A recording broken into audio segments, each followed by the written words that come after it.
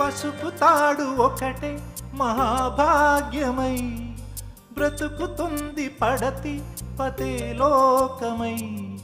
మగని మంచి కోసం పడే ఆర్తిలో సతిని మించగలరా మరే ఆప్తులు. ఏ పూజ చేసినా ఏ నోము నోచినా ఏ స్వార్థము లేని త్యాగం భార్యగా రూపమే పొందగా అపురూపమైనదమ్మ ఆడజన్మ.